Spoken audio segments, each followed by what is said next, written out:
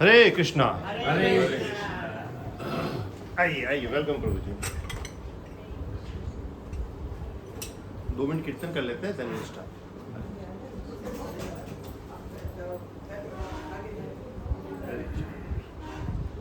जय राधा माधव कुंज बिहारी, जय राधा माधव कुंज बिहारी, जय गोपी जन वल्लभ गिरिवरधारी, जय गोपी जन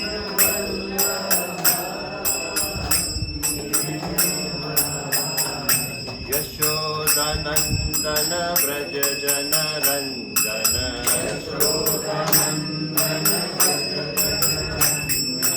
यशोदानंदन व्रज जन रंजन,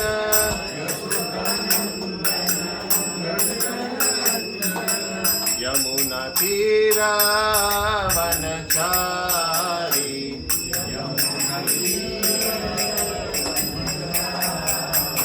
जय राधा माधव कुंज बिहारी, जय राधा माधव कुंज बिहारी, हरे कृष्णा कृष्ण कृष्ण हरे हरे, हरे राम राम राम हरे हरे, हरे कृष्णा कृष्ण कृष्ण हरे हरे, हरे राम राम हरे हरे।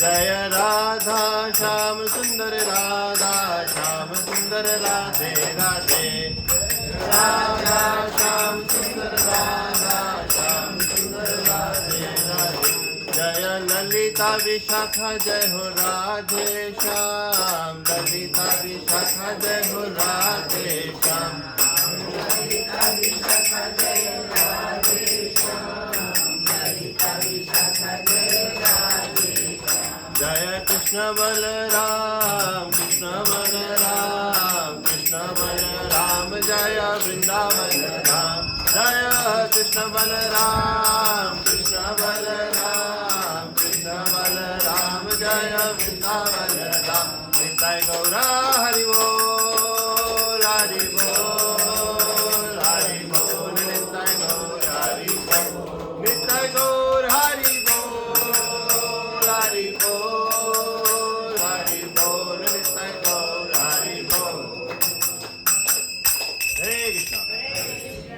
आप सभी का स्वागत है आज की कक्षा में। सॉरी आज 2-5 मिनट लेट हो गया किसी कारणवश।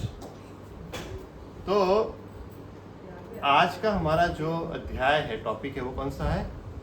प्रकृति के 3 गुण। प्रकृति के 3 गुण। संस्कृत में उसका नाम है गुणत्रय विभाग योग। हिंदी में आसान भाषा में समझने जाएंगे तो प्रकृति के 3 गुण। इससे पहले पिछले अध्याय से किसी को कुछ याद हो, किसी ने कुछ ट्राई किया हो, किसी ने कमिटमेंट दिया था हमें कि I will surely try. Yes yes माता जी।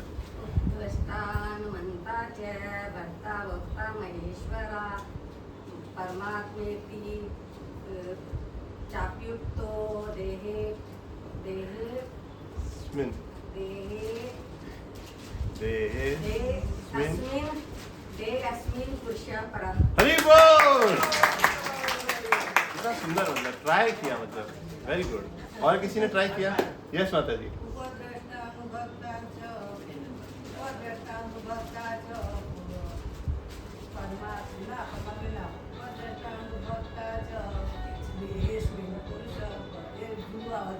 કઈ વાંધો નહીં, ચાલશે ચાલશે, તૂટી ફૂટું પણ ચાલે। હરી બોલ, વેરી ગુડ। નેક્સ્ટ ટાઈમ જરા હજુ પ્રેક્ટિસ કરજો, હજુ આપણને પ્રેક્ટિસ હજુ બધાને અમે બોલવા જઈએ તો આપણું જરા ગળામાં એવું થઈ જાય છે, બધાને અમે બોલવા જઈએ ને જરાક થઈ જાય છે, એ વાંધો નથી, બહુ સરસ। Anyone else? किसी ने और ट्राई किया हो? ठीक है, कोई बात नहीं। कुछ अध्याय से कुछ किसी को कुछ याद हो, कुछ कहना चाहते हो? शरीर जो है क्षेत्र है अपना, यस, और उसके अंदर जो आत्मा है वो क्षेत्रज्ञ है। Very good. यही हमारा एक है ना भगवत गीता के कॉन्सेप्ट है कि आप शरीर नहीं, आप एक आत्मा हो। जैसे हम कोई किराए के मकान में जाके रहते हैं, वैसे ही हम अभी इस भाड़े के मकान के अंदर रहते हैं, जिसे हम ज्ञान चक्षु कहते हैं। ये विजन, ये चक्षु जिस दिन आपके अंदर आ जाएगा तो सारी भगवत गीता आपको समझ में आ जाएगी। वेरी सिंपल लॉजिक है। जब भगवत गीता स्टार्ट भी करी थी भगवान ने, तो पहला ज्ञान आत्मा का ही दिया था, दूसरे अध्याय से। आत्मा अजर अमर अविनाशी। हाँ, हम शरीर नहीं, हम आत्मा। बस एक बात फिलोसॉफी आप समझ लीजिए, कुछ एक लेवल ऊपर का हमको सोचना होता है। तो ये एक क्षेत्र है, और क्षेत्र हमेशा चेंज होते रहते हैं, आत्मा कभी भी चेंज नहीं होती है। क्षेत्र है 84 लाख तरीके के क्षेत्र हैं। कहते हैं ना, इतनी सारी 84 लाख योनियां हैं। तो ये जो ट्रैवलिंग हमारी चलती रहती है, जन्म मृत्यु जरा व्याधि की साइकिल चालू से चालू, इस साइकिल से मुक्त होने के लिए हम थोड़ा भगवत गीता पढ़ते हैं, ये सब कुछ करते हैं। ठीक है ना। हम एक जर्नी पे हैं। कहाँ पर है? यात्रा पे। जैसे ट्रेन में हम बैठ गए, एक सीट हमको मिल गई, 12 नंबर सीट आपकी है। वो सीट जब तक है जब तक आपको उतरना है, उसके बाद ये किसी और की है। ये मकान बना लो, जमीन ले लो, दस्तावेज अपने नाम कर लो। आज आप ये छोड़ के जाओगे तो आपके बच्चों की होगी, किसी और की होगी, और आपसे पहले किसी और की थी। तो you are just a drama player. ये प्लेयर की तरह आप जीवन जिएंगे तो थोड़ा सा भगवत गीता समझ में आएगा। Yes, anything else? 24 इंग्रेडिएंट है। 24 इंग्रेडिएंट, वेरी गुड। प्रभु जी तो मस्त। क्लास में नहीं भी आए तो भी सोचिए, मतलब इतना इन्होंने वो पढ़ा किया, तो मैं really very happy. He was absent actually. आप आए नहीं थे, लेकिन आपने ये देखिए, ये वीडियो लगाने का एक फायदा भी है।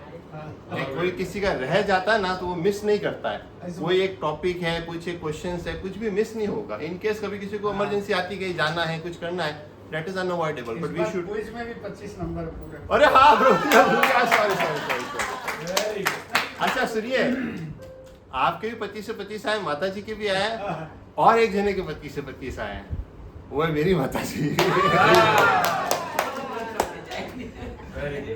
मतलब ट्राई कर रहे हैं ना एक्चुअली। ना लेकिन देखिए, ये एक ट्राई करने की बात है। अगर हम ट्राई करते हैं, भले 2 पेन मार्क्स कम भी आए, उससे कोई मैटर नहीं करता, लेकिन हमने ट्राई किया, हमें वो ज्ञान आया। कुछ अगर गलत भी हो गया तो वो हमेशा हमें याद कई रहेगा। क्वेश्चन के आंसर नहीं आते ना, आपका फिर दोबारा सुनते हैं 1 घंटा। एक्चुअली मैं जान पूछ के क्वेश्चन प्रभु जी ऐसे बनाता हूँ। आपको मजबूरी में यहाँ देखना पड़ेगा, मजबूरी में बुक खोल के देखनी पड़ेगी, ये सब मजबूरी है। बुक भी खोलते हैं, वो सारी चीजें। ये ऐसी मैं रास्ता ही ऐसा बनाता हूँ कि इसके जाए बिना पहुंच ही नहीं सकते। इसी बहाने से खुलेगा, इसी बहाने से पढ़ोगे ना, कोई बहाना तो चाहिए। नहीं तो इंसान है ना, कहते हैं ना, आपके घर में भगवत गीता है, आपने कोई भगवत गीता पढ़ी है? बोले हमारे घर पे भगवत गीता पढ़ी है, लाल कपड़े में बांध के मंदिर में पढ़ी है। पढ़ी नहीं है हमने, पढ़ी है। ज्यादातर लोगों के साथ यही होता है। बहुत से लोगों की तो कितने सालों तक पन्नी नहीं खुलती। कोई फिर संत महात्मा कोई आ जाता बोले तुम्हारे घर में भगवत गीता कोई भागवतम है, बोले ले आओ। अरे वाह, एकदम फ्रेश है, न्यू, अभी खोला। वो भी मिट्टी जमी। हाँ, बोले हम लोग क्या करते हैं, हम इसके ऊपर अगरबत्ती घुमाते हैं, ये तो पूजा करने की चीज है ना। तो ग्रंथ की सेवा उसको पढ़ के सेवा होती है, सिर्फ अगरबत्ती घुमाने से उसकी सेवा नहीं। शनिवार की इंतजार करते रहते हैं। वेरी गुड, ये होता है एक अच्छे स्टूडेंट का एक सीखने का एक वो है। ठीक है, तो आज हम शुरू करते हैं हमारा टॉपिक। वो टॉपिक का नाम मैंने आपको बता दिया, गुणत्रय विभाग योग, प्रकृति के 3 गुण। हम लोगों ने बहुत बार सुना ना प्रकृति के 3 गुण। कौन कौन से 3 गुण होते हैं? सत्वगुण, रजोगुण, तमोगुण। Very good. अच्छा, गुण का मतलब? प्रकृति, उसकी स्वभाव। हाँ, वेरी गुड। और कोई? इंसेंट, हाँ, इंसेंट जो उसमें उसका अरोमा। हाँ, गुणों में गुण बरत रहे हैं, व्यक्ति का गुणों में गुण बरत रहे हैं, वो ये सारे अच्छी बातें हैं। किसी का नेचर समझ लो, किसी का स्टाइल समझ लो, किसी के कार्य करने का है, किसी के सोचने का है, तरीका है, वो सब गुण है। लेकिन गुण का एक टेक्निकल शब्द है। गुण का मतलब, यस माता जी कुछ ગુસ્સા રજોગુણ તમોગુણ એટલે તમોગુણ એટલે ગુસ્સા है हाँ, हाँ, हाँ। रजोगुण એટલે थोड़ा शांत है सत्वगुण એટલે एकदम अच्छा। भगवान के पास ही है सत्वगुण अपने किसके पास है नहीं नहीं, इस पे आएंगे हम, ऐसा नहीं है। भगवान तो तीनों गुणों से ऊपर है, ऐसा नहीं, भगवान इन गुणों में आते ही नहीं है। बराबर है। ये कॉन्सेप्ट आज हम क्लियर करेंगे। गुणों से परे, उसको गुणातीत गुणों से परे है। एडवांटेज नहीं, इतना तो है, गुणातीत तो है कि भगवान गुणाधीश है। ऊपर हो गया तो वो दीजी हो नहीं, गुणातीत तो हम लोग भी बनेंगे आगे चल के, इन सबसे ऊपर उठ के, और वो गुणों के मालिक है। अच्छा, गुण का मतलब बता देता हूँ। गुण का मतलब होता है, हाँ, मतलब स्वभाव। हाँ, बट मैं टेक्निकल शब्द बता रहा हूँ। गुण का मतलब होता है रस्सी। क्या होता है? रस्सी। रस्सी, रस्सी। यस। जिनके सारे हम रोप, हाँ। रोप, रोप। रोप, रोप, रोप। गुण का मतलब होता है रस्सी। हम लोग किससे बंधे हुए हैं? हम ये 3 गुणों से बंधे हुए हैं। दैट इज कॉल्ड रस्सी। सही बात। अब ये क्या है क्या नहीं, इसको हम थोड़ा सा चर्चा करेंगे, ठीक है? ये चैप्टर है आज का, इसको सेक्शन वाइज डिवाइड किया हुआ है। पहले 4 श्लोकों में बताया गया है प्रकृति is the mother but Krishna is the original seed giving father. यहाँ पर क्या है, भगवान कहते हैं अहम बीज प्रदः पिता। जितनी भी योनियां, आप जो कुछ भी यहाँ पर एग्जिस्टेंस देखते हो, इसका एक जो बीज होता है वो बीज मैं हूँ। और माता कौन है? माता ये प्रकृति है। ये इस तरीके से आपको कॉन्सेप्ट समझ में आएगा। कंडीशनिंग बाय 3 मोड्स, क्या क्या उनके लक्षण होते हैं तीनों गुण के। सतोगुण वाला क्या करता है, रजो वाला क्या करता है, तमो वाला क्या करता है। अच्छा, इसकी डिटेल आगे चल के 70वें अध्याय में और डिटेल में चर्चा होगी तीनों गुणों के ऊपर। फिर होता है 14 से 18 डेस्टिनेशन एंड आउटकम। जो व्यक्ति सतों में है वो मरने के बाद कहाँ जाएगा, रजो वाला जो है मरने के बाद कहाँ जाएगा, और तमो वाला जो है मरने के बाद कहाँ जाएगा, ये इन श्लोका के अंदर भगवान हमें बताएंगे। और कैसे हमें 3 गुणों को पार करके एक गुणातीत। अर्जुन जी यहाँ पर सवाल पूछेंगे। एक्चुअली पूरे चैप्टर में सिर्फ भगवान ही बोल रहे हैं, एक ही श्लोका जो अर्जुन बोल रहे हैं। तो यहाँ पे आके वो प्रश्न पूछेंगे कि ऐसे व्यक्ति का लक्षण क्या है जो तीनों गुणों से परे हो जाएगा। आज हम ये भी समझेंगे क्या क्या चीज़ है और क्या इसका प्रोसेस है। इन तीनों गुणों से परे जाने का प्रोसेस है क्या, वो है कृष्ण भक्ति, जो आपको तुरंत एक तीनों गुणों के परे लेके चला जाता है। गुण मतलब बंधन है, भले सतो हो, रजो हो या तमो हो। हमने पहले भी इस चैप्टर में देखा था, બે તરીકની રસ્સી હોય છે, લોહાની ની સોનાની, આપણે કઈ લેવાની? એકે નહીં લેવાની, એ વાત સાચી। હવે યાદ રહી જાય તમે। देखिए रस्सी है ना, एक आप सोने से बंधे हो, एक आप लोहे से बंधे हो, बंधना ही क्यों है? एक बार एक आरटीओ ऑफिसर के पास एक लेडी गई थी ड्राइविंग का लाइसेंस का टेस्ट देने के लिए। तो वो आरटीओ ऑफिसर ने बोला, आप मान लीजिए गाड़ी चला रहे हैं, सामने 2 लोग खड़े हैं, एक 7 साल का बच्चा है और एक 70 साल का बूढ़ा है, आप दोनों में से किसको उड़ाओगे? बहुत दिमाग लगाया उस लड़की ने, बहुत दिमाग लगाया। फिर बोले नहीं, 7 साल का बच्चा है, इसकी तो उम्र अभी तक बाकी है, 70 साल वाले की तो उम्र बीत गई है। बोले मैं 70 साल वाले को उड़ाऊंगी। बोले मैडम आपको उड़ाना ही क्यों है, आपको तो ब्रेक मारना है।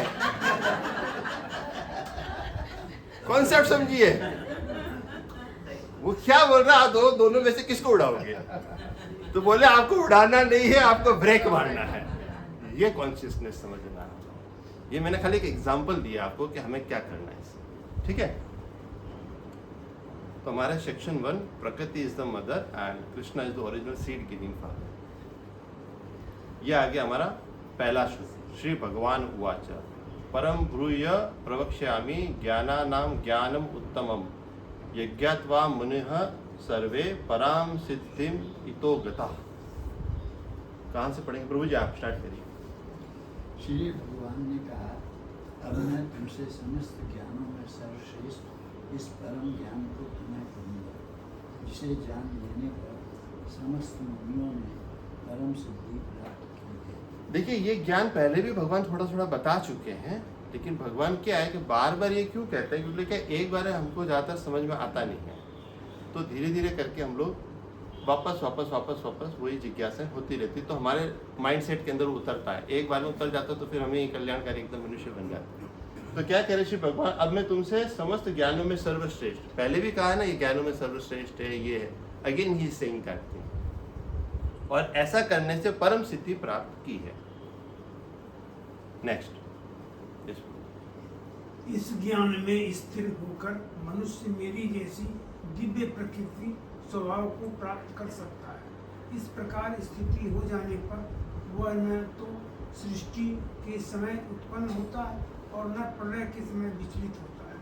सिंपल है। जैसे क्या होता है कि अगर आप ये ज्ञान के अंदर पूरा जाएंगे तो भगवान का एक ट्रांसेंडेंटल डिवाइन नेचर होता है, सच्चित आनंद होता है, उस आनंद के स्वभाव के अंदर आप चले जाते हैं।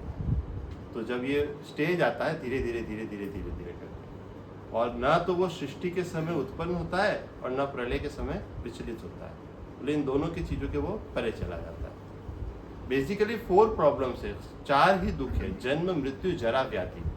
किसी मनुष्य से पूछ लीजिए अगर आप दुखी हो तो वो कहेगा नहीं, मेरे पास तो सब कुछ है, भगवान का दिया सब कुछ है, गाड़ी है, बंगला है, पैसा है, कोई दुख है ही नहीं।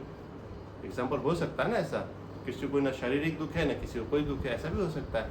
बट वो एक उसका दृष्टिकोण है, एक चक्षु है, वो इतने से समय टाइम फ्रेम को ही देख रहा है। जब वो 50 साल पहले या माता के गर्भ में था या जब भी था तो उसने कितनी पीड़ा सही थी उसको नहीं पता है। माता के घर में बहुत पीड़ा होती है, बहुत पीड़ा, और जब मृत्यु भी होती है ना तो बहुत पीड़ा होती है। ऐसे कहते हैं 60,000 बिच्छू एक साथ डंक मारते हैं ना, इतना ज़्यादा पेन होता है। इसीलिए उस पेन के अंदर भगवान का नाम स्मरण करना इट इज़ वेरी डिफिकल्ट। बोला बहुत से लोगों का ऐसा कॉन्शियसनेस होता है। अभी एक कोई डिवोटी था, वो कोई फ्लाइट में ट्रैवल कर रहा था तो टर्बुलेंस आने लग गया, कुछ ऐसा हुआ तो भय आया एक बार कि क्या होगा। अब सोचिए भय के समय उसे क्या याद आ रहा पता है? उसे ये याद आ रहा है कि मेरा जो बैंक में वहाँ अकाउंट है वहाँ मैंने नॉमिनी डाला नहीं मेरी वाइफ को, मेरा यहाँ पे म्यूचुअल फंड है, यहाँ पे शेयर में रोकाण है, मेरा इससे पैसा इतना लेना मैंने मेरे परिवार को तो बताया ही नहीं है। ये जाके लाएगा कौन? बैंकों के पास तो ऐसे ही पैसा रह जाएगा, उनको पता ही नहीं है उनको। तो कॉन्शियसनेस जाती कहाँ है जब मृत्यु का समय आएगा। इसीलिए कहते हैं 60 साल के बाद अपनी जिम्मेदारी का बोझा आने वाली पीढ़ी को दे देना चाहिए। आपकी जितनी ज़रूरत है उतना आपके पास आता रहे, आप चलते रहें, लेकिन किसी भी समय मृत्यु का झटका आए तो आपको 1 सेकंड के लिए भी पीछे मुड़ के नहीं देखना है, सामने देखना है, कृष्ण को देखना है, आने वाली जर्नी को देखना है। पीछे मुड़ के देखोगे पता नहीं क्या याद आएगा क्या नहीं याद आएगा, वी डोंट नो एनीथिंग।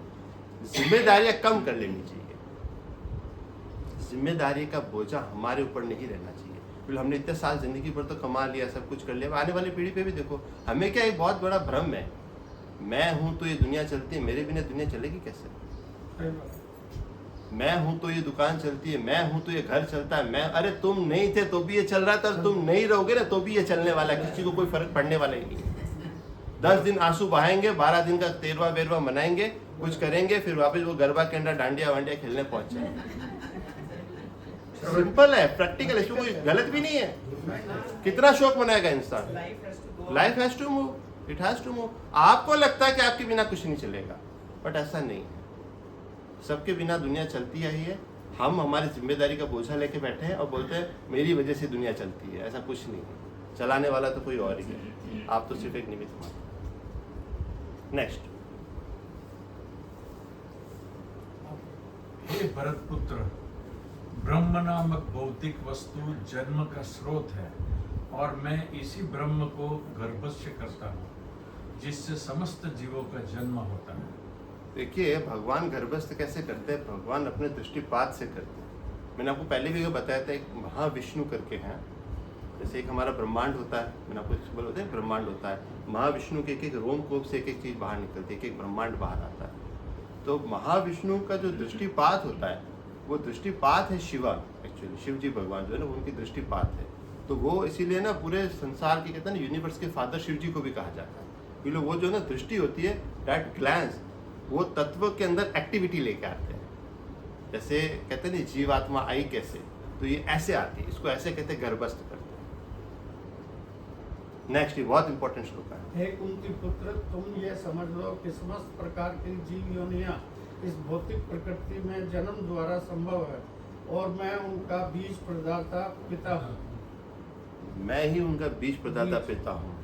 सर्वयोनिषु कौन्तेय मूर्तया संभवन्ति या तासां ब्रह्म मतियोनिर्म अहम बीज प्रजापिता। आज का लर्निंग एक्टिविटी यही आने वाला है। तो अब ये देखिए, इतना इम्पोर्टेंट श्लोक है कि तुम यह समझ लो कि समस्त प्रकार की जीव योनियां इस भौतिक प्रकृति में जन्म द्वारा संभव है। जन्म होता ही होता है ना, जन्म के द्वारा ही संभव है, और उनका बीज प्रदाता पिता मैं हूं।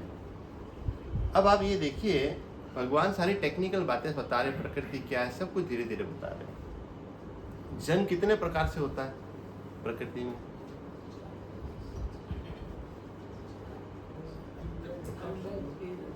चार प्रकार से जन्म होता है। पहला है स्वेदजा, दूसरा है जरयोजा, तीसरा है पद्यजा, और लास्ट में है अंडजा। पहला जो होता है स्वेदजा, वो तो पसीने से होता है। जैसे बोलिए हमने पसीना वसीना आ गया, कुछ बैक्टीरिया वगैरह पैदा हो गए, कभी कभी इधर से उधर हो जाता है, ये सब कुछ होता है। दूसरा होता है जरयोजा, योनि से, मतलब माता के कोख से होता है, ये सब कुछ होता है। हम लोग मनुष्य जो है वो जरयोजा, ह्यूमंस कह दो, एनिमल्स कह दो, ये कह दो। फिर है पद्यजा, मतलब बीज से होता है। जैसे पेड़ पौधे हैं तो एक बीज लगाया, उस बीज से वापस से वो चीज पैदा होकर के आएगी। और लास्ट में है अंडजा, मतलब अंडे से आता है। जैसे मुर्गी अंडा देती है, ये सब कुछ करती है, तो वहां से ये चीज आती है। मेनली बेसिकली वहां पे 4 चीजें होती हैं, और इन सब का अहम बीज प्रदा पिता। देखिए, हमारी जो मॉडर्न साइंस है ना, वो ट्रायल एंड एरर पे चलती है। आज एक साइंटिस्ट ने कुछ कहा, 100 साल 200 साल बाद में कोई साइंटिस्ट आएगा, उसको खंडन करेगा और नया थियरी सेट करेगा, तो पुराना वाला इनवैलिड हो जाएगा, नए वाले का वैलिड हो जाएगा। एग्जाम्पल देता हूँ, 300-350 साल पहले धरती फ्लैट है, ऐसा फ्लैट वाली फिलॉसफी चलती थी साइंटिस्ट लोगों का। फिर बाद में एक साइंटिस्ट आया, नहीं बोले धरती तो गोल है। तो जो पहले पढ़ाई करके बच्चा गया, उसकी तो खराब हो गया मामला सारा। तो थियरीज क्या है, साइंस के अंदर सब कुछ चेंज होती रहती है, लेकिन हमारे शास्त्र सब कुछ पहले से ही कहते हैं। अब साइंस क्या कहती है, जितना वो प्रैक्टिकली उजागर करता है, वो कहता है इतने सारे स्पीशीज है, इतने सारे कितने योनियां हैं, लेकिन शास्त्रों के अंदर तो पहले से ही कह दिया 84 लाख योनियां हैं। तो हमारे शास्त्र पहले से ही वो चीज संपन्न के अंदर बैठे हैं। इन सब का जो बीज है, एक और थियरी चलती है, पहले हम बंदर थे, बंदर से धीरे धीरे आए, मनुष्य बन गए। ये एक मेंटल स्पेकुलेशन है लोगों का। साइंटिस्ट लोग कुछ न कुछ अखतरा करते रहते हैं। अरे सारे के सारे बंदर अगर मनुष्य बनने थे तो बंदर अभी तक बैठे क्यों हैं? वो बोलते जिराफ की गर्दन इतनी लंबी हो गई क्योंकि उनका क्या पेड़ बहुत लंबे थे, तो ऐसे ऐसे डक्कू मार रहा था पत्तियां खाने के लिए। वो था गधा या घोड़ा ही था, तो उसको क्या हाथ पहुंच नहीं रहा, तो गर्दन करते करते करते करते गर्दन इतनी लंबी हुई। ये देखो, दिमाग लगाते हैं सब, अपना अपना फिलोसफी है। उसको क्या डार्विन थियरी बोलते, क्या बोलते हैं, कैसे? हाँ ऐसे। तो ये सब क्या है, इवोल्यूशन थियरी। ये सबका एक साइंटिस्ट लोगों का एक मेंटल होता है। जब तक उसका कोई खंडन ना करेगा, जब तक वो चीज पढ़ाई में भी आती है, एजुकेशन सिस्टम में भी आता है। हम कोई एक पेंटिंग बनी, मान लो पेंटिंग सुंदर है, हम उसकी तारीफ कर सकते हैं, लेकिन पेंटिंग बनाने वाला कोई है, ये तो दिमाग होना चाहिए ना। संसार इतना सुंदर है, इतना अच्छा सब कुछ ऑर्गेनाइज्ड है, इसको बनाने वाला भी तो कोई है, इसको चलाने वाला भी तो कोई है ना। इसके ऊपर ध्यान नहीं देते हैं। सब कुछ क्या ऑटोमेटिक है। साइंटिस्ट लोग क्या कहते हैं, सब कुछ ऑटोमेटिक। तो हमें ये समझना है, जितनी भी योनियां सब कुछ है, भगवान स्वयं कह रहे हैं कि अहम बीज प्रतापिता, इन सब का जो बीज है वो मैं ही हूं। अब ये देखिए कितनी योनियां हमारे पास, 84 लाख योनियां, सबने सुना है ना। तो ये पद्म पुराण के अंदर श्लोक आता है, नहीं सॉरी, ये विष्णु पुराण के अंदर आता है। विष्णु पुराण के अंदर ये श्लोक आता है एक्चुअली। तो कितने हैं आप ये देखिए, जलजा नवलक्षाणी, जो जल के अंदर रहते हैं, वैसे नवलक्षाणी मतलब 9 लाख है जो पानी के अंदर रहते हैं, जो जलचर कहते हैं ना, भले वो मछली हो कि एक्सवाइजेड कुछ भी। कितने? 9 लाख है।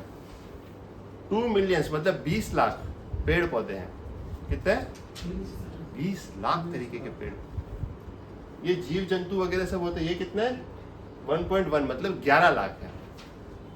उसके बाद में 10 लाख है पक्षी, और फिर बाद में 3 मिलियन मतलब 30 लाख एनिमल, 4 पैर वाले जो चलते हैं ना, कुत्ता, बिल्ली, गाय वाय, भैंस वैंस, जो भी कह दो, ये कितने हैं? 30 लाख है, और 4 लाख तरीके के ह्यूमंस हैं। तो ये ऐसे कर करके 84 लाख का टोटल आता है। तो ये क्या है? क्षेत्र है। क्या है? क्षेत्र। और हम लोग क्या है? क्षेत्रज्ञ है। तो हमारी ये जर्नी चलती आई है, आपको कोई याद ही नहीं है कि आप कब इसमें थे, कब इसमें थे, कब इसमें थे, कब इसमें थे, आपको कुछ याद नहीं। याद है किसी को? लेकिन आप तो जर्नी करके आए हो, आपके पास पता होना चाहिए। इसमें भी ये वाली जब शरीर मिलता है ना, ये आपको आपके कर्मों के हिसाब से आपको ये गिफ्ट दिया जाता है। इस गिफ्ट को मिलने के बाद भी इंसान भोग करने के अंदर ही रह जाता है, या मान लो पैसा कमाने में ही रह जाता है, या इंडस्ट्री डालने में रह जाता है, या टारगेट अचीव करने में रह जाता है, सब कुछ इसी में रह जाता है। ये एक्चुअली योनि दी जाती है, कारण क्या है?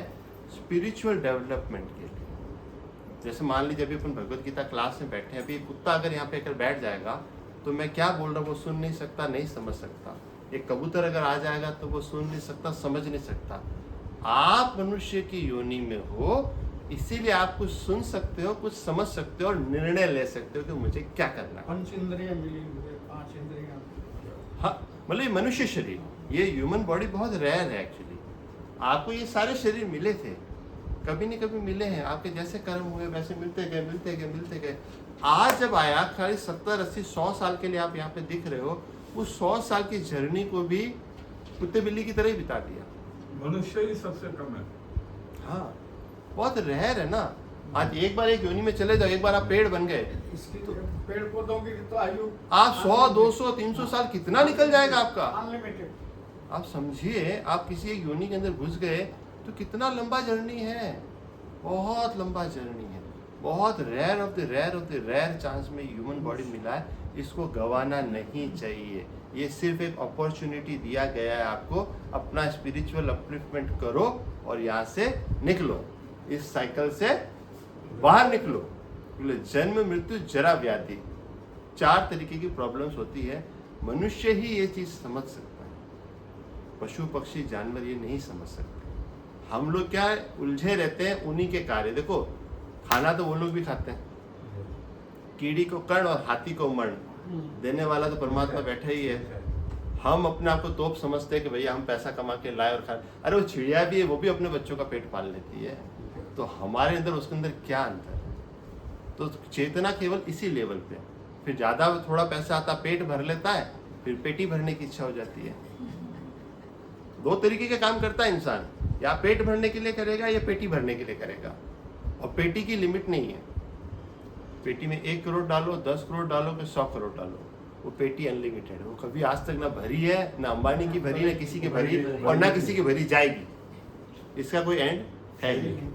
तो मनुष्य शरीर किस लिए मिला है? We should know. ये जानकारी मिलने के लिए ही भगवत गीता का ज्ञान चक्षु दिया जाता है।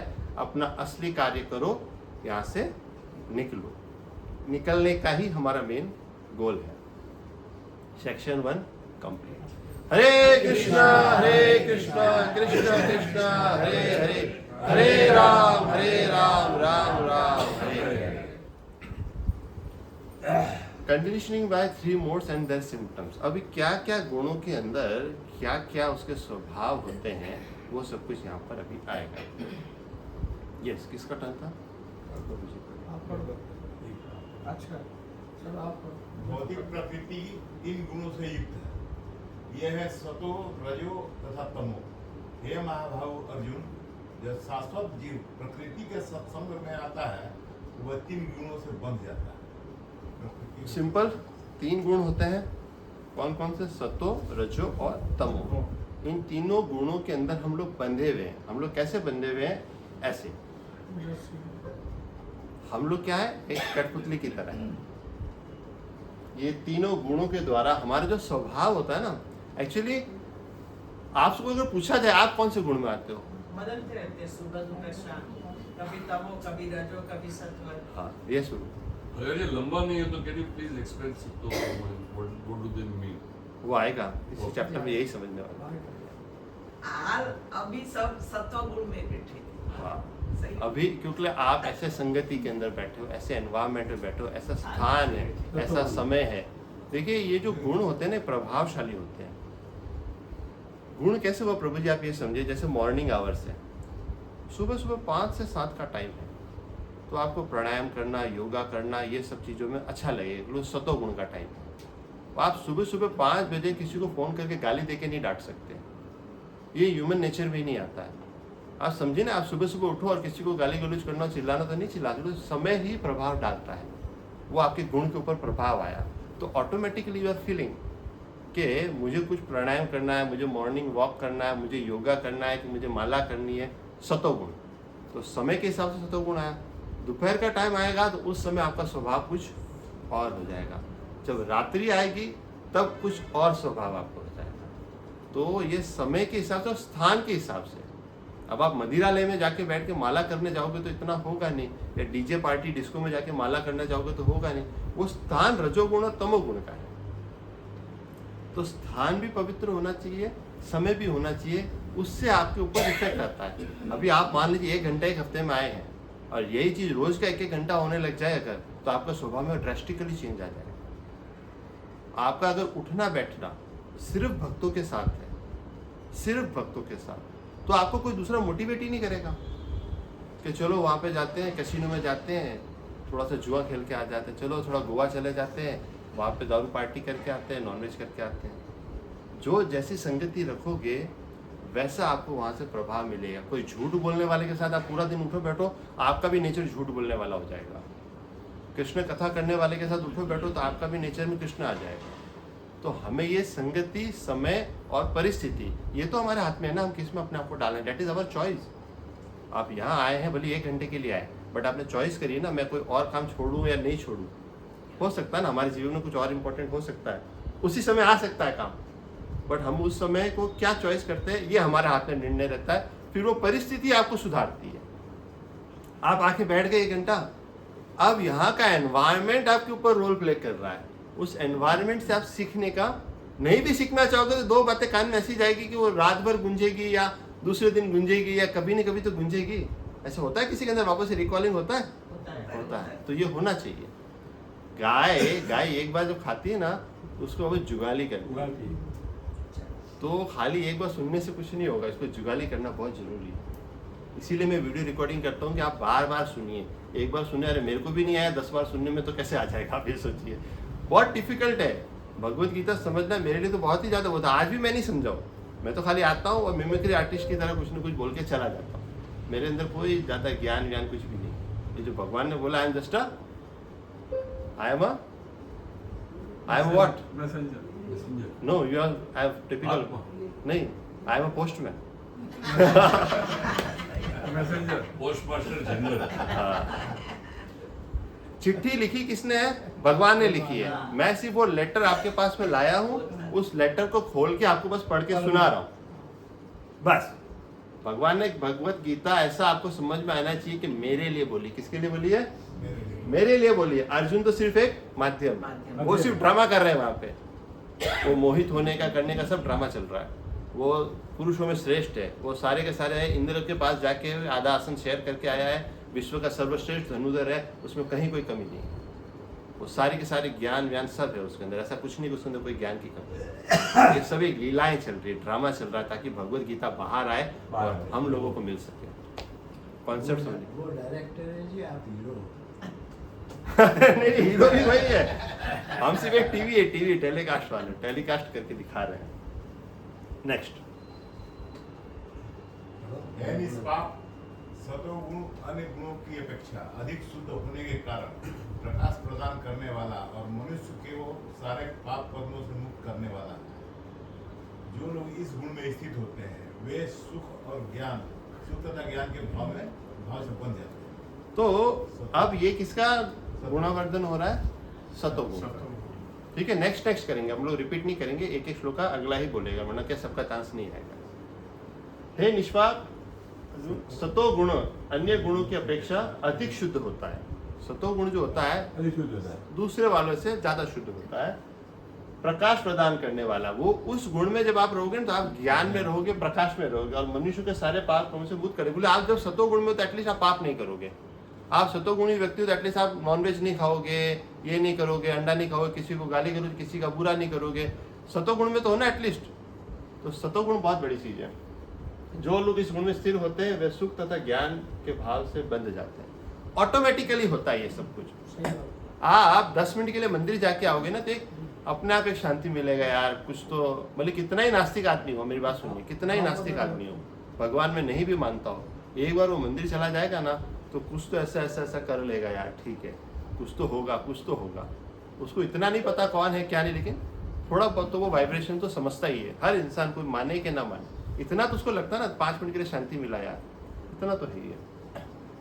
ये हो गया सतोगुण का स्वभाव। तो अब हम स्वभाव से समझ सकते हैं क्या गुण है। नेक्स्ट, ये कुंती पुत्र, रजोगुण की उत्पत्ति असीम आकांक्षाओं तथा तृष्णाओं से होती है और इसी के कारण से यह देहधारी जीव सकाम कर्मों से बंध जाता है। अब ये आता है रजोगुण। रजोगुण क्या होता है कि कार्य करने के लिए उकसाता है। कैसे होता है कि महत्वाकांक्षाएं, इच्छाएं, मुझे ये चाहिए, मुझे ऐसी घड़ी चाहिए, मुझे ऐसी गाड़ी चाहिए, मुझे ऐसा बिजनेस चाहिए, मुझे ये चाहिए, महत्वाकांक्षा ज्यादातर लोगों के अंदर होती है ये। हाँ, ज्यादातर लोगों के अंदर होती है। कुछ कुछ जो प्योर सत्व में चले जाते हैं वो ज्यादातर लोगों में ये पाई जाती है। अगर ये इच्छा ही नहीं होगी तो इंसान काम ही क्यों करेगा। काम करने के लिए 2 ही चीजें मैंने बोला, या तो पेट भरने के लिए या पेटी भरने के लिए, 2 चीज के लिए इंसान काम करता है। अब क्या होता है, असीम आकांक्षाएं, अनलिमिटेड डिजायर्स। आज पहली बार जिंदगी में पैसा कमाया, मारुति 800 लिया, फिर बाद में लिया होंडा सिटी ले लिया, उसके बाद में और जाके मर्सिडीज ले लिया, अब और जाएगा तो और क्या लेगा, बेंटले लेने की सोचेगा, हेलीकॉप्टर लेने की सोचेगा। तो ये एंडलेस डिजायर चलती जाएगी। मैंने भी अग्रवाल जी का इंटरव्यू देखा, तो वेदांता कंपनी के मालिक है ना, उसका हाउस बता रहे थे लंदन के अंदर। तो उसने स्वप्न देखा कि एड्रेस चाहिए उसको। एड्रेस क्या चाहिए? एड्रेस। जैसे अभी मान लो हम वेसू में रहते हैं, सेलिब्रिटी की एक छोटा मोटा तो एड्रेस है ही नहीं, किसी को बोलो पहुंचा देता है, एक स्टेटस। जैसे पहले अपना वो बटार में आशीर्वाद पार्क वगैरह था, वो सब तो एक स्टेटस।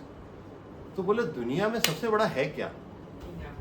बकिंगम पैलेस के बाजू में जो घर है, पूरे विश्व में सबसे फेमस है बकिंगम पैलेस। लंदन के जो राजा रानी का जो घर है वहां पे, उसके बाजू में अपना घर बनना चाहिए। उसने वो टारगेट अचीव किया। तो ये होता है महत्वाकांक्षाएं। अब महत्वाकांक्षाएं नहीं होगी तो इंसान ऐसा उद्यम, ऐसी इंडस्ट्री लगाएगा ही क्यों? आप कोई इंडस्ट्री लगाओगे, कोई बिजनेस लगाओगे तो उसका आउटपुट आएगा। उस आउटपुट को भोगने का जब तक मन में होगा तभी तो वो काम करोगे, नहीं तो आप एक का दूसरा इंडस्ट्री क्यों लगाओगे, 4 क्यों लगाओगे? बट क्या ये काम और उलझा देता है इंसान को उसी के अंदर। ये काम था सिर्फ इससे यूज करो और अपने शरीर को अच्छे से चलाओ, मेंटेन करो और भगवान की भक्ति करो। बट इंसान क्या इसी के अंदर उलझा रह जाता पूरा सुबह से शाम। वर्कोहॉलिक पर्सन समझ गए? वर्कोहॉलिक ऐसा कहते हैं गधा होता है, वो सिर्फ श्रम करता है, उसको काम लगाया रहता है।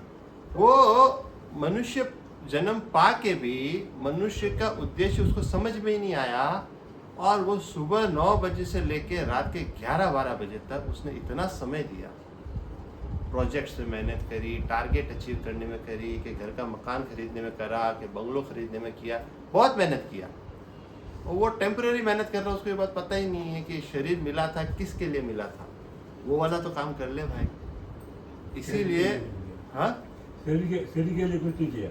नहीं, वो खाली शरीर के लिए क्या, आत्मा के लिए नहीं किया। आत्मा के लिए 2 धर्म होते हैं, एक स्वधर्म, एक नित्य धर्म। एक शरीर के लिए हमारा धर्म है, वो तो हमें करना ही है। ऐसा नहीं कि ना कमाएंगे तो नहीं चलेगा, लेकिन कितना चाहिए उतना देख लो, या उससे 2 गुना ले लो, 3 गुना ले लो, और कितना ले लोगे, लेके कितना ही ले लोगे, और कुछ लेके जाने वाले हो नहीं। एक इमेज आई थी ना, मैंने आपको बताया भी था, ट्रेन है, बोर्ड होने वाले, और सामान लेके जा रहे हो, नो बैगेज अलाउ, सारा बैगेज यहाँ छोड़ो, फिर उस ट्रेन में जाके सवारी करो। बोले मैं तो इतना सारा लेके आया था। बोले लाया तो छोड़ दे दे। तो जो कमाया वो सारा का सारा देना ही है। तो ऐसी कमाई करो जो आगे चल सके। दिस इज अवर जर्नी, ठीक है ना।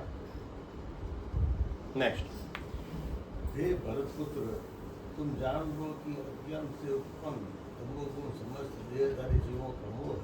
इस गुण के प्रतिफल आलस का नींद है और बुद्धि जीव को बांधते हैं। देखिए जो तमोगुण में होता है ना, वो तमोगुण में क्या होता है, पूरा आलस में होता है, पूरा नींद में। उसको कोई काम बोल दो, बोले अभी नहीं, बाद में करेंगे, अभी मुझे सोने की इच्छा है, अभी मुझे सिर्फ खाने की इच्छा है, अभी मुझे सिर्फ देखने की इच्छा है, अभी मुझे सिर्फ घूमने की इच्छा है। उसको ना तो कोई कामकाज में इंटरेस्ट होता है, ना कुछ होता है, वो अज्ञान के अंदर होता है। अज्ञान ही तमोगुण का मेन डायरेक्शन है। क्योंकि अगर आपको ये ज्ञान मिल जाएगा, जैसे आपको बॉडी मिला, एक्चुअली क्या है, लोगों के पास दिक्कत ये है कि ऐसा मैसेज देने वाला ही कोई नहीं है। आज मान लो आपके पास में बचपन से अगर आपने घर में कल्चर में सुना होता कि मनुष्य जीवन का मेन उद्देश्य है हमको भगवत प्राप्ति करना है, ये वाला गोल तो सेकेंडरी है, बट मेन गोल हमारा ये है। अगर बचपन से आपको मिला होता तो आप इसके अंदर इतना नहीं होते। एक्चुअली इंडिया के अंदर सब कुछ अच्छा ही था, लेकिन ये जो मुगल आके चले गए, फिर अंग्रेज आके चले गए, तो हमारी संस्कृति का पूरा पतन हो गया। इवन आपको पता है मैसेज में लिखा जाता ना, बहुत अत्यंत दुख के साथ सूचित किया जाता है कि हमारे दादाजी परदादाजी जो भी स्वर्गवास हो गया। ये स्वर्ग लिखने का कल्चर तो अभी अभी पैदा हुआ। आज से 1000 साल पहले जाओगे तो सब वैकुंठवासी लिखते थे, क्योंकि उनको नॉलेज ही नहीं है, तो स्वर्ग तक ही जाते थे मतलब। और क्यों कह रहे हो, अरे तुम खुद ही कह रहे हो कि दुख के साथ सूचित कर रहे हैं। तो मतलब बंदा जहाँ गया है, अभी कोई बंदा कहीं पे घूमने गया है, तो तुमको तो दुख ही है ना उसके अंदर, तो वो जो स्वर्ग लोग है वो वैसे भी अच्छा नहीं है। आप समझ पा रहे हैं, हम दुख के साथ, अत्यंत दुख के साथ सूचित कर रहे हैं। तो कहीं पे डेस्टिनेशन जाने का दुख है उसको। हाँ, उसको भी दुख है हो जाने का। अरे बंदा तो स्वर्ग गया है, तो उसके लिए खुश होना चाहिए। आप समझ पा रहे हैं कॉन्सेप्ट को? तो ये होता है तमोगुणी वाले का स्वभाव। प्रभु जी थोड़ा क्लियर हुआ सत्व में क्या क्या सत्व है, क्या रजो, थोड़ा थोड़ा क्लियर हुआ ना? तो ये धीरे धीरे होगा। देखिए मैंने वापस से 3 एग्जाम्पल आपके सामने रख दिए हैं। एक है सोने की जंजीर जो सत्वगुण है, एक है चांदी की जंजीर वो है रजोगुण, और एक है लोहे की जंजीर वो है तमोगुण। तो किस में बंधेंगे हम? कैमा बंधवा लो? क्या है? किसी में नहीं है, अभी एक में भी नहीं बनेंगे। लेकिन हर समय बनते रहते हैं, इन तीनों चेन में रहते हैं। देखिए हमारा जो मेन भगवत गीता समझाती है इन तीनों गुणों से परे जाने का है। हालांकि हमें तो पहले यहाँ तक पहुँचना है, कभी कभी यहाँ है, फिर हम धीरे धीरे यहाँ आएंगे। हम ये स्तर पे भी पहुँचेंगे तो बड़ी बात है, बट अल्टीमेट क्या, हम तीनों गुणों से परे जाना है। जैसे मान लीजिए आपने कंबलें बांट दी, किसी को भूखों को खाना खिला दिया, ये कर दिया, तो ये आपने पुण्य अर्जित किया। क्या अर्जित किया? पुण्य अर्जित किया, तो लोहे की जंजीर। समझिए, उस पुण्य को भोगने के लिए आपको स्वर्ग जाना पड़ेगा, अप्सराओं के बीच रहना पड़ेगा और इतना आनंद लेना पड़ेगा। फिर जब आपका कोटा खत्म हो जाएगा वापस बैक टू पैविलियन आ जाओ। लेकिन कार्य अगर आपने किया और वो सिर्फ भगवान की प्रसन्नता के लिए किया तो आप कर्म के बंधन में नहीं आएंगे। हमने तीसरा अध्याय, 5वां अध्याय सब ये सीखा था ना। ये सब एग्जाम्पल्स हम पहले भी सीख चुके हैं, ये वापस हमारा हो रहा है। एक्चुअली हम तीनों गुणों से ऊपर उठना है, कैसे है वो भगवान बता रहे हैं। यस,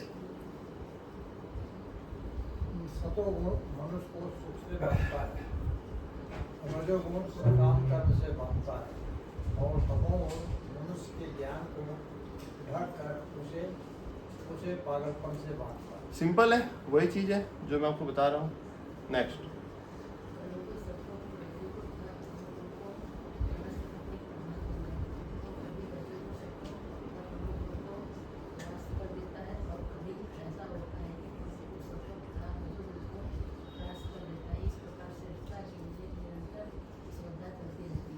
जैसे माता जी ने पहले ही बताया, सुबह अलग होता है, दोपहर अलग होता है, शाम अलग होता है। तो ये ना स्पर्धा चलती रहती है, कंपटीशन चलता है। कभी एक गुण आपके ऊपर हावी हो गया, फिर आप किसी और की संगति में आए कि ऐसी जगह पे जाके बैठे तो वापस से वो गुण और हावी हो गया। तो ये स्पर्धा चलती रहती है, कभी ये ऊपर, कभी ये ऊपर, कभी ये ऊपर, कभी ये ऊपर।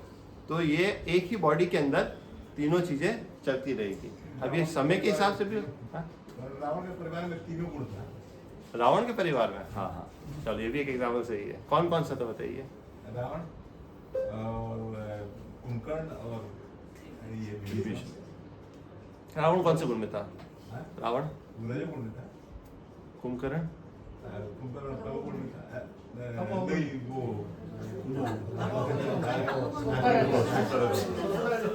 तमोगुण।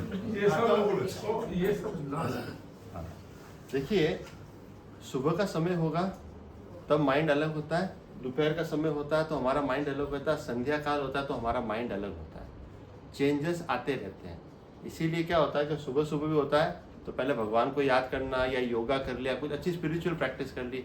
संध्या का समय होता है ना, संध्या में ऐसा कहते हैं कि ना वो राक्षसी शक्तियाँ थोड़ी हावी होने लग जाती, इसीलिए संध्या काल में पहले हमको आरती करना सिखाया जाता है कि आरती करो, अच्छी अच्छी शक्तियों का आह्वान करो, हमारे ऊपर उसका प्रभाव ना पड़े। इसलिए संध्या काल में भी आरती का नियम बना हुआ है। तो ये समय के हिसाब से स्पर्धा चलती है, चेंजेस आते रहते हैं। नेक्स्ट, सत्वगुण की अभिव्यक्ति को तभी अनुभव किया जा सकता है जब शरीर के सारे द्वार ज्ञान के प्रकाश से प्रकाशित होते हैं। सिंपल है। नेक्स्ट,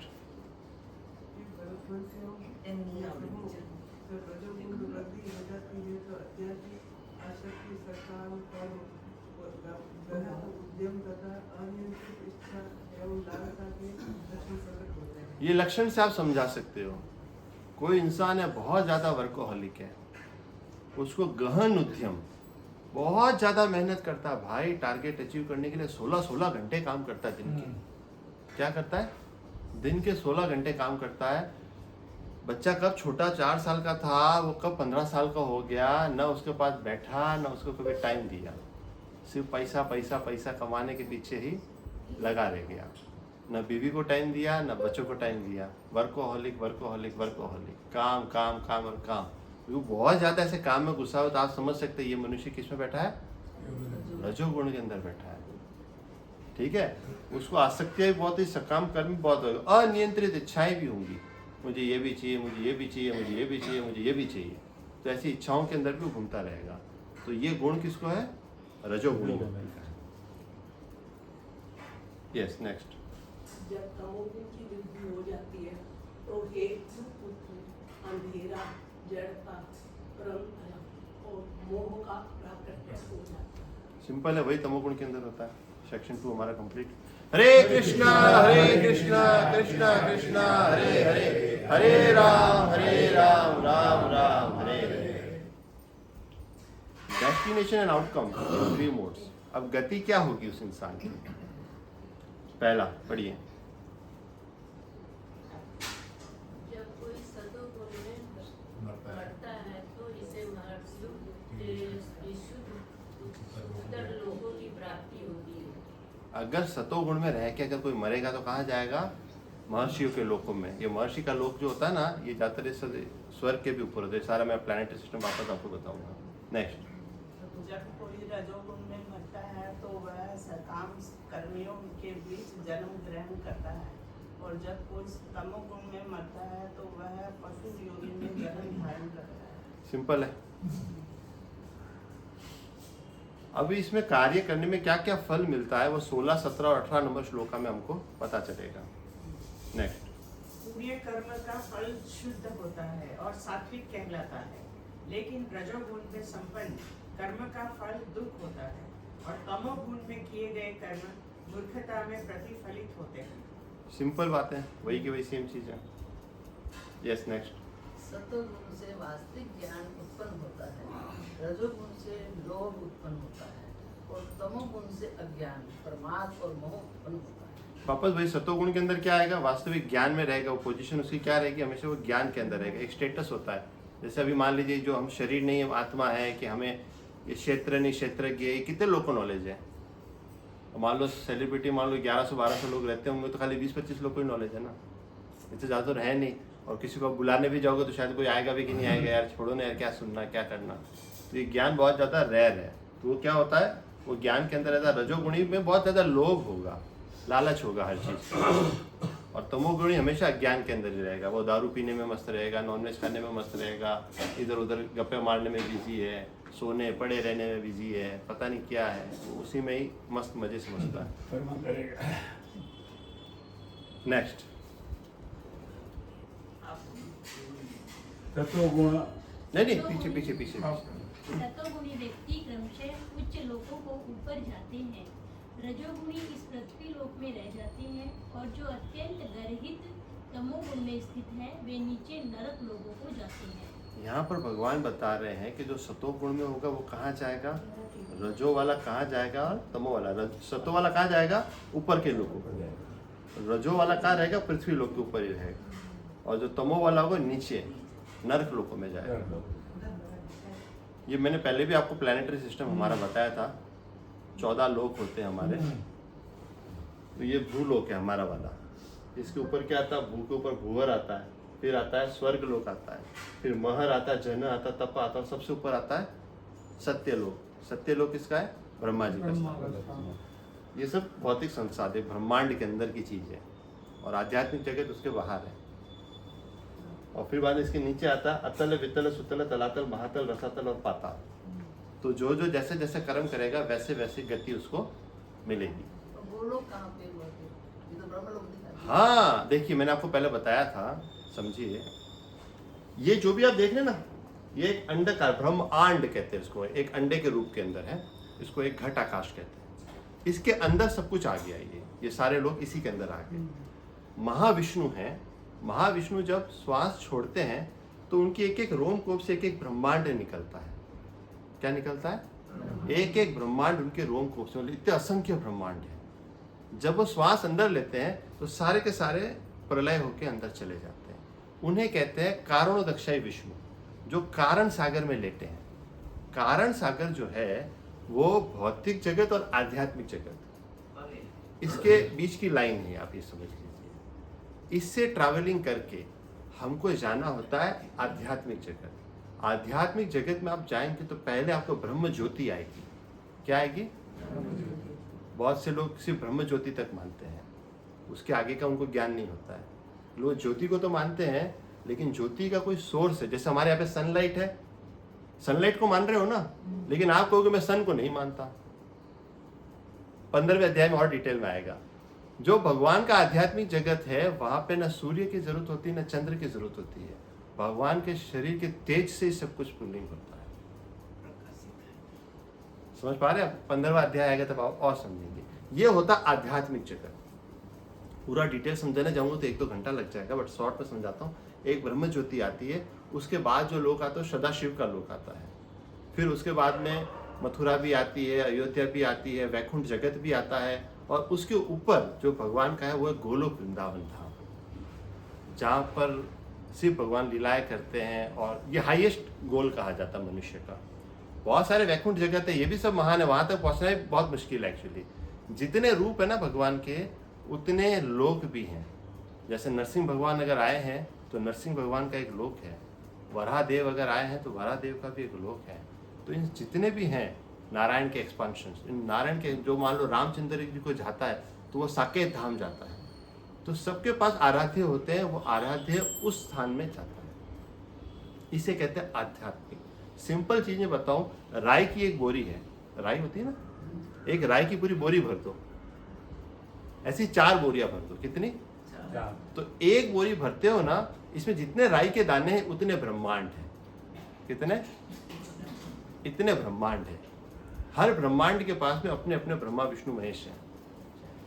इतने हो गए आपके पास है। एक बोरी जितना हो गया, ये हो गया आपका मटीरियल वर्ल्ड, भौतिक जगत, इतने सारे ये। और 3 बोरी जो है वो है आध्यात्मिक जगत। अब आप समझ लीजिए, हम तो एक भी यूनिवर्स का पार नहीं पार सकते। साइंटिस्ट बोलते हैं यहाँ से पहुंचने में, वहां तक जाने में लाइट को इतने साल लगेंगे। अरे लाइट को 10,000 साल लगेंगे तो हम तो पहुंच ही नहीं सकते। और एंड छोड़ तो आज तक कभी किसी को पता ही नहीं चला। यूनिवर्स का एंड कहाँ पे किसी को पता नहीं। हम तो इसको ही नहीं समझ सकते, एक दाने को नहीं समझ सकते, तो उसको तो क्या ही समझेंगे। बहुत बड़ी चीज है माता जी। ठीक है ना, थोड़ा बहुत समझ आया ना। Section 3 complete. हरे कृष्णा कृष्णा कृष्णा हरे हरे, हरे राम राम राम हरे हरे। और लाइट तो अभी भी ट्रेवल कर रही है। हाँ? जो लाइट सनराइज जो निकली थी वो अभी भी ब्रह्मांड में ट्रेवल कर रही है, डेस्टिनेशन को पहुंची नहीं। इस डेस्टिनेशन का छोड़ ही नहीं है, एंडलेस है। ब्रह्मा जी भी गए थे, मैं नाभि कमल से मैं निकला हूँ, मैं इसको एंड देख के तो कहाँ है। वो कितने सालों तक ट्रैवल करते रहे, उनको वो जो नाभि कमल से जो जाते हैं ना, वहां तक नहीं पहुंच पाए थे। फिर उन्होंने तपस्या करी, उनको समझा तो उनको वाणी मिली, वेदों का ज्ञान मिला, तब कुछ हुआ। 84 लाख योनियों में कमल का पुष्प नहीं आता, आपको ये बात पता होनी चाहिए। 84 लाख योनियां है ना, तो कमल क्या है? ब्रह्मा जी के पहले का है। ब्रह्मा जी कहाँ से आए हैं? कमल से। भगवान विष्णु की नाभि से निकले। आपने सबने फोटो देखा ही ना, सब कुछ जानते ही है ना। भगवान विष्णु की नाभि से निकले, उस कमल है, उस कमल पे पहले जो आए प्रकट हुए जीवात्मा वो थे ब्रह्मा जी। फिर ब्रह्मा जी ने सारी की सारी रचनाएं करी, सब कुछ आगे आगे। यस प्रभु। डिस्टेंस लाइट ईयर्स में कैलकुलेट होता है। यस। आपको एक्सप्लेन करूँ, अगर जैसे सूर्य की जो स्पीड है 1 सेकंड में कितना किलोमीटर चल सकती है। सूर्य जब निकलता है, प्रकाश जब निकलता है धरती तक पहुंचने को भी उसको 8 सेकंड लगते हैं। 8 मिनट्स। 8 मिनट्स लगते हैं। ओके, तो 1 साल में कितना ट्रैवल करता है? तो 1 लाइट ईयर हो गया। हाँ। तो अभी कितने मिलियन लाइट ईयर्स कैलकुलेट करते हैं। मतलब कैलकुलेशन की बात ही नहीं, दिमाग के बाहर की बात है। हम इतना भी नहीं समझ सकते तो बाहर की क्या समझने जाएंगे। इसीलिए क्या, चुपचाप भक्ति करो, ज्यादा दिमाग लगाने का नहीं। हरे कृष्ण महामंत्र का जाप करो, हो गया। हमारे दिमाग की सीट ही नहीं है। देखो सिंपल लॉजिक है, जिस दिन आप ये समझ जाओगे कि मैं भगवान को नहीं समझ सकता, तो आप भगवान को समझ गए। ये एक सिंपल डेफिनेशन है कि ये समझा नहीं जा सकता। ब्रह्मा जी जैसे ब्रह्मा जी नहीं समझ पाए तो हम क्या समझेंगे? सिंपल समझो। नेक्स्ट। जब कोई यह अच्छी तरह जान लेता है कि समस्त कार्यों में प्रकृति के 3 गुणों के अतिरिक्त अन्य कोई करता नहीं है, और जब वह परमेश्वर को जान लेता है तो इन तीनों गुणों से परे है, तो वह मेरे दिव्य स्वभाव को प्राप्त हो जाता है। मतलब हम लोग क्या है, सब बंदे किसी से हैं, वही 3 गुणों से हैं, और अतिरिक्त कार्य कोई नहीं करता। आपको कार्य कौन करता है? आपको लगता है कि आप कार्य कर रहे हो, लेकिन कार्य कौन करा रहा है? वो गुण आपसे कार्य करा रहा है। तो किस गुण में रहना, ये तो आपका अधिकार है ना। आप सतो में रहो तो आपसे ऐसे सतो वाले कार्य होंगे, आप रजो के बीच रहो तो आप रजो वाले कार्य करोगे, तमो वाले में रहो तो तमो वाले कार्य करोगे। तो वो गुण आपके ऊपर प्रभाव करता है, और आप ऐसे करते हो। You are very innocent actually. आप सब लोग बहुत इनोसेंट हो। क्यों? क्योंकि आप किसी के प्रभाव में आके कार्य कर रहे हो, खुद थोड़ी कर रहे हो। आप समझ पा रहे हैं कि नहीं पा रहे? जैसे आप बैठे हैं यहाँ पे, हम मजबूरी में जबरदस्ती मान लो एक माला करा लेंगे, जबरदस्ती, किसी का मन हो कि ना हो, मतलब 10 मिनट के लिए तो किया ना, ये जबरदस्ती सतोगुण ले आए। आप समझ पा रहे हैं? कोई करना चाहे ना करना चाहे, वो बाहर जाके बोले बल्ले बल्ले करे, जो करना हो करे, लेकिन यहाँ तो आया ना सतोगुण। सतोगुण हावी हो रहा है। तो अगर आपने पैदल चला के अपने शरीर को यहाँ ले आए तो सतोगुण आएगा ही आएगा। तो हमारी इच्छा है, हम अपने आप को कहाँ डालेंगे? यस। जब देहधारी जीव भौतिक शरीर से संबंध इन तीनों गुणों को लांघने में समर्थ होता है, तो वह जन्म, मृत्यु, बुढ़ापा तथा अनेक कष्टों से मुक्त हो सकता है और इसी जीवन में अमृत का भोग कर सकता है। सिंपल है। नेक्स्ट। अर्जुन ने पूछा, हे भगवान, जो इन तीनों गुणों से परे है, वह किन लक्षणों के द्वारा जाना जाता है? उसका आचरण कैसा होता है और वह प्रकृति के गुणों को किस प्रकार बनाता है? अब देखिए, अर्जुन जी अभी तक बोले ही नहीं थे, अब उनका पहली बार क्वेश्चन आ रहा है। क्या बोल रहे हैं? अर्जुन ने पूछे, भगवान जो इन तीनों गुणों से परे है, मतलब ऐसा नहीं कि हमें तीनों गुणों में रहना, हमारा लक्ष्य ये होना चाहिए हमें तीनों गुणों के परे जाना है। परे जाने का सिंपल फॉर्मूला है, वो है भक्ति, और कोई उसका फॉर्मूला होता नहीं। वो भी भगवान अभी बता देंगे लास्ट में।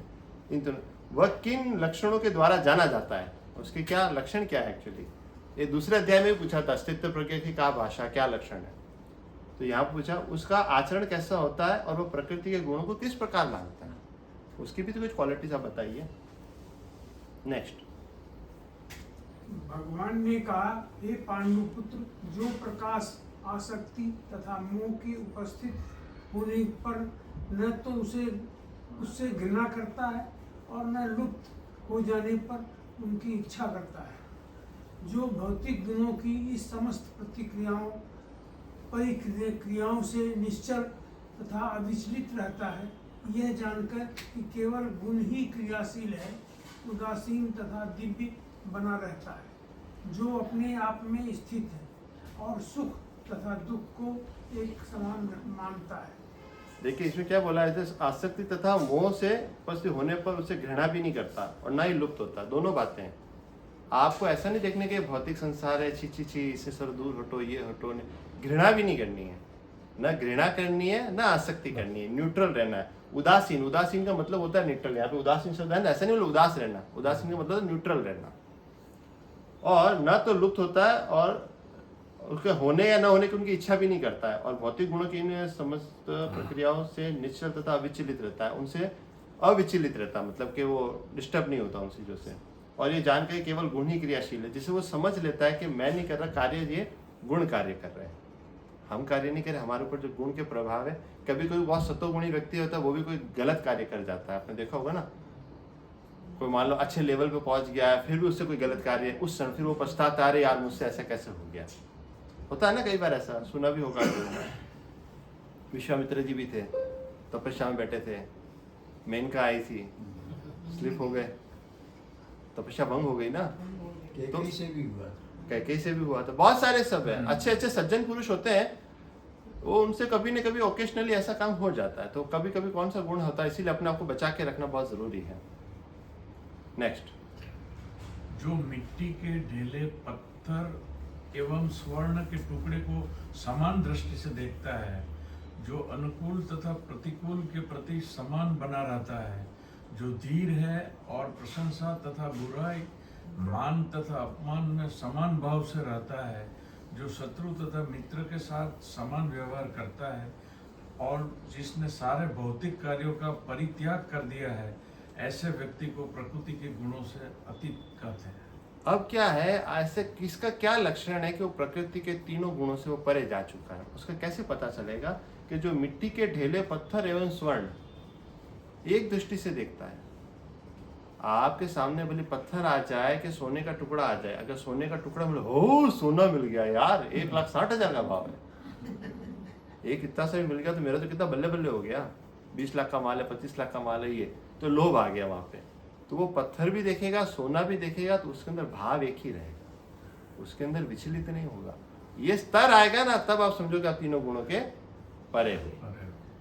जो अनुकूल तथा प्रतिकूल, अनुकूल का मतलब क्या है, अब हम लोग एसी में बैठे हैं, सब कुछ अच्छा चल रहा है, सब कुछ बढ़िया है, एसी बंद हो गया, लाइट चली गई, बहुत गर्मी लग रहा, पसीना आ रहा, प्रतिकूल हो गया। यानी क्या है, आज तो प्रसाद में भी टेस्ट नहीं है, आज तो ये जो स्पीकर बोला है क्या ही तो बोला है, अच्छा तो जरा भी नहीं बोला है। अनुकूल और प्रतिकूल दोनों के अंदर आपका माइंडसेट अगर एक रहता है, तो आप समझिए कि आप तीनों गुणों के परे हो। जो धीर है और प्रशंसा तथा बुराई, मान लो किसी की प्रशंसा हो जाती है कि भाई आपने बहुत अच्छा कार्य किया, तो उसमें हुप भी नहीं हो गए, और किसी ने बहुत आपकी निंदा कर दिया, तो क्या ही करता है, उसके अंदर डाउनफॉल भी नहीं हो गया, हमेशा स्टेबल माइंड रहा, तो आप समझिए कि आप तीनों गुणों के परे हो। मान तथा अपमान, मान मिला तो भी और अपमान मिला तो भी। जो शत्रु तथा मित्र में समान व्यवहार करता है, ये बहुत डिफिकल्ट है एक्चुअली। किसी ने आपके साथ बुरा किया होगा, उसके साथ आप कैसे अच्छा भाव कर सकते हैं। ये स्वभाव था युधिष्ठिर महाराज में। दुर्योधन जो था, युधिष्ठिर एंड कंपनी को शत्रु मानता था, युधिष्ठिर महाराज ने कभी शत्रु नहीं माना दुर्योधन को। ये उनका गुण था ऐसा, वो कभी शत्रु किसी को नहीं मानते थे, किसी जीव को अपना शत्रु मानते ही नहीं थे। तो ये होती है क्वालिटी अंदर। और जिसने सारी भौतिक वृत्ति त्याग कर दे, ऐसे व्यक्ति को पति के तीनों गुणों को लाग देने चाहिए। ठीक है, सेक्शन 4 कंप्लीट।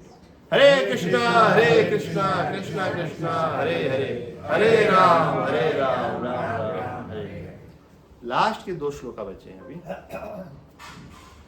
अब ये जो स्तर आएगा तो आएगा कैसे, इसका कुछ फॉर्मूला भी तो होना चाहिए। तो भगवान कह रहे हैं कि कृष्ण भक्ति जो है वही एक आपको जो है गुणातीत की तरफ लेके जाती है, तीनों गुणों के परे जाना है। यस, जो समस्त परिस्थितियों में अविचलित भाव से पूर्ण भक्ति में प्रवृत्त होता है, वह तुरंत ही प्रकृति के गुणों को बांध लेता है, लांग जाता है और इस प्रकार ब्रह्म के स्तर तक पहुंच जाता है। जो समस्त परिस्थितियों में अविचलित भाव से पूर्ण भक्ति में प्रवृत्त होता है। सिंपल है। भक्ति करने का मतलब क्या, मैंने एबीसीडी समझाई थी ना आपको, एबीसीडी करके बताया था। A for association, B for book reading, and C for chanting, and D for diet and not. तो हम चारों की चारों चीजें यहाँ कर रहे हैं ना। ए फॉर एसोसिएशन से भक्तों के बीच में बैठे हैं, बुक रीडिंग कर रहे हैं, भले डिजिटल में कर रहे हैं, लेकिन है तो यही बुक, इसी को मैं डिजिटल में लेके आओ। चैंटिंग भी हम लोग करने वाले और प्रसादम भी हम लोग लेने वाले हैं। तो हम सारी की सारी क्रियाएं करते हैं। ये क्रियाएं हमको डेली लाइफ के अंदर भी अप्लाई कर देनी है। तो जो सिंपल तरीका, बहुत सारे सिंपल लोगों को पसंद नहीं आता है, भक्ति बहुत ही ज्यादा सिंपल है, उसको बस डेली प्रैक्टिस करते रहिए। वो प्रत्येक के तीनों गुणों को लांग जाता है। इस गुणों से जब परे जाएगा तो कौन जाएगा? भक्त ही जा सकता है। 3 गुणों से परे जाने का प्रोसेस है, दैट इज भक्ति। लास्ट श्लोक का है अभी। और मैं ही उस निराकार ब्रह्म का आश्रय हूँ, जो अमृत्य, अविनाशी तथा शाश्वत है और चरम सुख का स्वाभाविक पद है। वो सब कुछ आश्रय कौन है? भगवान स्वयं है। ठीक है। हरे कृष्णा कृष्णा कृष्णा हरे हरे, हरे राम राम राम हरे हरे। तो आज का हमारा एक्टिविटी श्लोका लर्निंग, ठीक है, 14.4। जिस तरह से श्लोक को हमने 4 चरणों में बांटा है, तो पहला चरण है उसको हम 3 बार पढ़ेंगे, आप भी 3 बार पढ़ेंगे। इस तरह से हम पहला श्लोक का उच्चारण करेंगे। सर्वयोनिषु कौन्तेय, सर्वयोनिषु कौन्तेय, सर्वयोनिषु कौन्तेय, सर्वयोनिषु कौन्तेय, सर्वयोनिषु कौन्तेय, सर्वयोनिषु कौन्तेय, भूतय संभवन्तिया, मूर्तय सम्भवन्तिया, मूर्तय संभवन्तिया, मूर्तय सम्भवन्तिया, मूर्तय संभवन्तिया, मूर्तय सम्भवन्तिया, तासां ब्रह्म महायोनिर्, तासां ब्रह्म महायोनिर्, तासां ब्रह्म महायोनिर्, तासां ब्रह्म महायोनिर्, तासां ब्रह्म महायोनिर्, तासां ब्रह्म महायोनिर्, अहं बीजप्रदः पिता, अहं बीजप्रदः पिता, अहं बीजप्रदः पिता, अहं बीजप्रदः पिता, अहं बीजप्रदः पिता। अहं बीजप्रदः पिता। हम पूरा श्लोक पढ़ेंगे। सर्वयोनिषु कौन्तेय, सत्वय संभवन्तिया, तासां ब्रह्म महायोनिर्, अहं बीजप्रदः पिता। सर्वयोनिषु कौन्तेय, मूर्तय संभवन्त्या, तासां ब्रह्म महायोनिर्, अहं बीजप्रदः पिता। ये लास्ट वाली लाइन है ना, ये दिमाग में छाप दीजिएगा। ये बहुत important। बस कभी भी कुछ हो आपको याद होना चाहिए कि मेरे पिता कौन है। जैसे बहुत से लोग प्राउड फील करते हैं ना, जैसे कोई अंबानी के घर में पैदा होता हो, मेरा बाप तो अंबानी है, तो आपको सबको पता होना चाहिए हमारे पिता कौन है? कृष्ण। तो अहम बीज प्रदाता पिता, पिता वही है। तो हम सबको बहुत ज़्यादा प्राउड होना चाहिए कि हम किसकी संतान हैं। ठीक है। हरे कृष्णा। नेक्स्ट एक्टिविटी हमारी हरे नाम एव केवलम। यस यस प्रभु जी, आप प्रभु जी देखिए सेवा का भाव, ये देखिए, ये होता है सेवा। ये that is a part of भक्ति। आप जब तक सेवा में इन्वॉल्व नहीं होंगे ना, तो भक्ति अंदर से प्रफुल्लित नहीं होगी। सेवा ही सार है। वी हैव टू सर्व।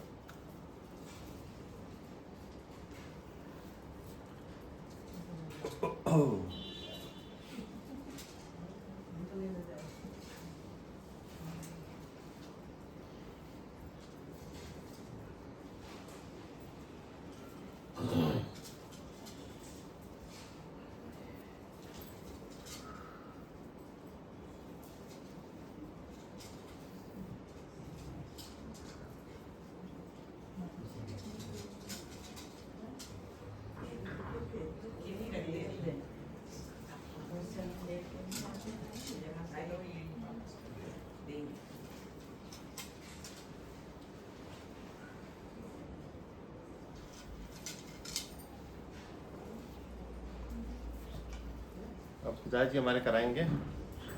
तो जी आपकी बाकी रही है, दे देता हूँ उनको एक एक। लो लो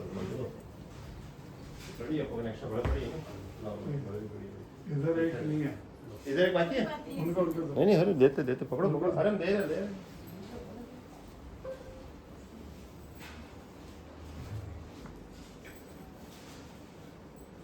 और इसके बाद I have bought a counter for you, but I just forgot to bring that. Especially I brought for you. मैं काउंटर पे लाया था, काउंटर होता है ना जिसमें माता जी कर रही है, ये काउंटर से क्या होता है, कभी कभी हम लोग काम के स्थान पे हैं कि कोई ऐसे स्थान पे माला नहीं रख सकते, तो काउंटर एक होता है, काउंटर से भी टिक काउंटिंग मशीन होती है। अगर कंफर्टेबल ज़्यादा ना हो तो काउंटिंग से भी कर सकते हैं, बट प्रेफरेबली ट्राई हमको इसी से करनी होती है। This is the highest thing. अगर ये नहीं हो तो वो करना है। आजकल वो उंगलियों का आने लगा ना काउंटर। हाँ, उंगली पे तो आता है, अंगूठी की तरह पहन लो और टक टक टक टक चलो। अभी मैंने कल वो मैच में भी देखा, वो क्या है, विराट कोहली की बीवी अनुष्का शर्मा, वो ऐसे क्लैप कर रही थी, उसके हाथ में काउंटर देखा। उसको क्यों देखा? तो वो तो करती है ना, वृंदावन जाती है, ब्रह्मानंद जी महाराज के जाती है, कितनी माला करती है। हाँ, विराट कोहली का कृष्णम शरणम। तो आप ये समझिए, जो इंसान नॉनवेज खाता था, ये सब कुछ करता था, विराट कोहली को कहाँ से कहाँ तक लेके आया। आज संतों के पास जाता है, आशीर्वाद लेता है और माला वाला करता है। सोचिए, बिल्कुल।